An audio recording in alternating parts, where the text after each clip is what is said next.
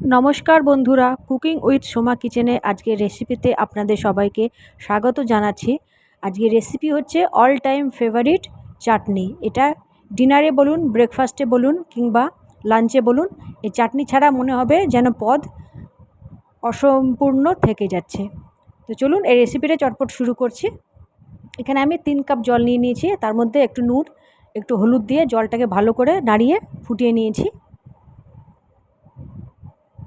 এরপর এর মধ্যে কাঁচা আম খোসা ছাড়িয়ে ভালো করে ধুয়ে এইভাবে লম্বা লম্বা করে কেটে নিয়েছি। তারপরে আমগুলো সব এখানে ভালো করে ডুবিয়ে দিলাম গরম জলটাতে, যাতে ভালো করে ডুবে যায়। তারপরে 2 মিনিটের জন্য ঢাকা দিয়ে দিলাম। 2 মিনিট পরে দেখছেন জলটা খুব ভালো করে আরও ফুটে গেছে এবং তার সাথে আমগুলো সেদ্ধ হয়ে গেছে। এখানে আমগুলো খুব একটা বেশি সেদ্ধ করার দরকার নেই, হাফ বয়েল এখানে সেদ্ধ করা হয়েছে, কারণ আমগুলো এখানে যখন চাটনি তৈরি হবে একটুখানি গোটা গোটা থাকবে, তাতে খেতে ভালো লাগবে। তো আমি এখানে আমগুলো সব একটা বড় ছাঁকনিতে ভালো করে ছেঁকে নিয়েছি। জলটা এখানে ফেলবেন না, জলটা রান্নার কোনো কাজে লেগে যাবে। তো সেদ্ধ আমগুলো একটা বাটিতে নিয়ে নিয়েছি, তার মধ্যে 1 কাপ চিনি নিয়ে নিয়েছি। এখানে চিনিটা আপনাদের নিজেদের ইচ্ছে মতো কম বা বেশি করতে পারেন। তো চিনিটাকে আমি এখানে দিয়ে ভালো করে মেলাতে হবে আমের সাথে চিনিটা, যাতে আমের সাথে চিনিটা ভালো করে মিলে একটা রস টাইপের তৈরি হয়ে যায়। তো আমি কিছুক্ষণ আধা ঘন্টার জন্য ঢাকা দিয়ে দিয়েছি। আধা ঘন্টা ওদিকে ঢাকা রয়েছে, এদিকে আমি একটা স্টিলের প্যানে 2 চামচ সরষের তেল দিয়ে দিয়েছি। ওর মধ্যে একটা গোটা শুকনো লঙ্কা, হাফ চামচ মৌরি, 1 চামচ পাঁচফোড়ন দিয়ে ভালো করে নাড়াচাড়া করে নিলাম।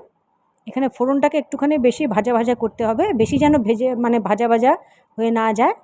আর তার মধ্যে একটা তেজপাতা এখানে দিয়ে দিলাম।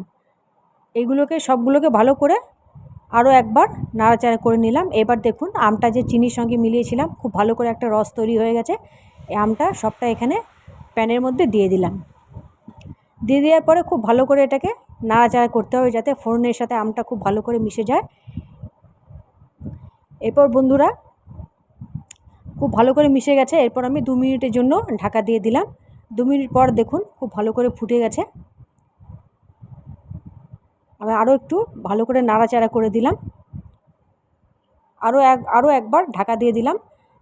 ঢাকা দেওয়ার পর এবার দেখুন ঢাকা সরিয়ে আমের থেকে যে জলটা বেরিয়েছিল এবং রসের যে জলটা খুব ভালো করে কিছুটা শুকিয়ে গেছে। এবার এর মধ্যে আমি হাফ টেবিল চামচ বিট নুন দিয়ে দিয়েছি, মানে ব্ল্যাক সল্ট দিয়ে দিয়েছি। তারপরে খুব ভালো করে মিলিয়ে নিলাম।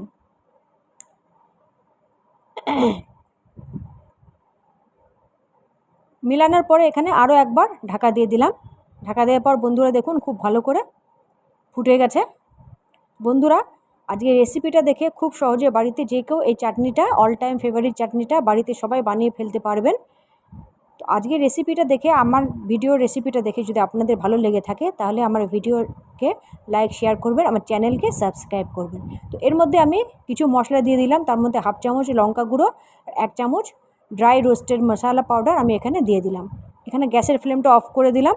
তারপরে খুব ভালো করে এটাকে নাড়াচাড়া করে দিলাম। খুব ভালো করে নাড়িয়ে নিতে হবে, যাতে ভাজা মশলার গন্ধটা চাটনির মধ্যে পুরো ভালোভাবে মিশে যায়। এখানে চাটনিটা দেখছেন একটু জল জল রয়েছে, কিন্তু এটা কিছুক্ষণ রেস্টে রাখার পর এই চাটনিটা চাপ চাপ হয়ে যাবে, তখন খেতে এটা আরও ভালো লাগবে। তো এই জন্য কিছুক্ষণ আরও ঢাকা দিয়ে দিলাম। দেখুন বন্ধুরা ঢাকা সরিয়ে দেখুন কতটা চাপ চাপ হয়ে গেছে, আর দেখতেও কত সুন্দর লাগছে।